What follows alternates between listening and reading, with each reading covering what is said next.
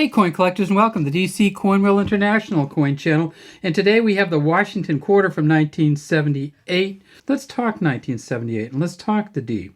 So there's a D there, mint mark. It's the Phil D that we got a lot in 1978. This is almost uncirculated.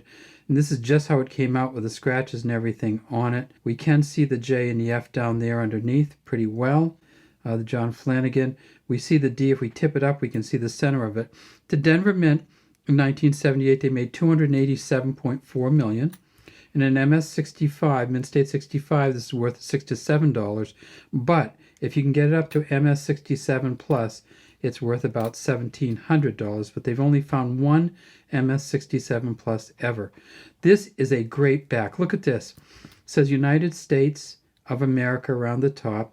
E pluribus unum there. We have feathers all up the bird's shoulders, all down the body of the bird. We have the tail feathers sticking out.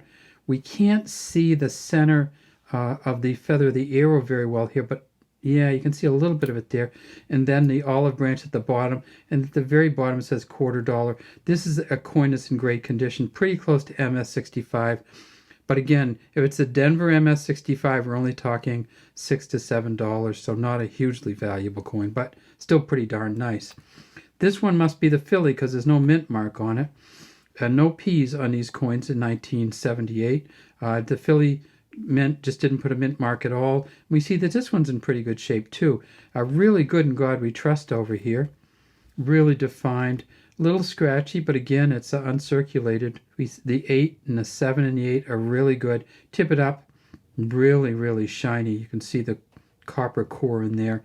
And then we get onto the back, you can see, yep, this is a really nice quarter too. Maybe, again, an MS65, but Philadelphia in 1978, they made $541.5 million. And MS65, again, is only worth $6 to $7. If you get up to MS67 plus, they found 3 of them, and those are worth about $2,500 each. And then finally, this coin. This is just a beautiful coin, but remember that by 1978, they had gone to the proof sets from San Francisco. So this is an S coin, San Francisco, and this is kind of that chunky S, not the clear S. You can see it's just on there in a chunk. We tip it up on its side, and we see that it is copper, nickel-clad copper, and it has to be because they didn't make silver ones in 78. And then we get onto the back, and we see that this is a proof.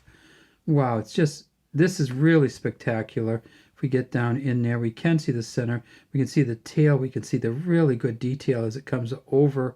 The olive branch comes over. Up at the top, we can see great detail, but you can see the little tail that comes out of the head, the little cowlick almost, and really good. Not a good beak line, but the problem with this one is the San Francisco Mint from 1978, they made $3.1 million, but they made them really well. Even if this is an MS69, it's a very little value. In a proof, or a proof 69, at a proof 65, this is worth between $2 and $3. That's all. At a proof 70, it's only worth $55 because they found over 1,000 proof 70s from 1978. So if you're looking at one of the best years for production of proof coins ever, 1978 is one of them. Over 1,000 proof 70s. But what that means, unfortunately, is that they're not very valuable because that just drives the price down. So it's about $55 for proof 70 from 1978. The old Washington quarter, back before we had Sally Ride on the quarter, and this is a beauty from 2022, and before we changed the front of the quarter, and there's Laura Garden Fraser's Washington quarter. It's not the newest design. I was almost going to say that because Laura Garden Fraser actually did this design in 1931, 1932, and it was one of the proposed designs for the original Washington quarter, which came out in 1932, but we went with the John Flanagan design, which is this design right here. And of course, it was before we had the America the Beautiful quarters. And there's the 2010 Grand Canyon quarter. And that had a different front on it too. That was the back to the one signature John Flanagan here. You see the JF. Well, I'll show you the one before this. That's why I say the one signature, because when they first came out with the states and territories, they put two signatures on because William Cousins had helped with the redesign. So this is the JF there and a WC for William Cousins. So it was before, this 1978 was before we had the territories, before we had the states as of 2006. But it did come after we went to clad quarters. In 1965, we did the first of the clad quarters. We took the silver out of all but the specialty quarters. And of course, 1978 was a clad quarter year. No silver quarters in 1978. Here's the last of the year of the silver quarters, and that's, of course, 1964. And then finally, here is that first one, the John Flanagan design from 1932. And we can just barely see the J and the F there. You can see it's really worn out. This coin's worth over $5 just because it has almost that much silver in it.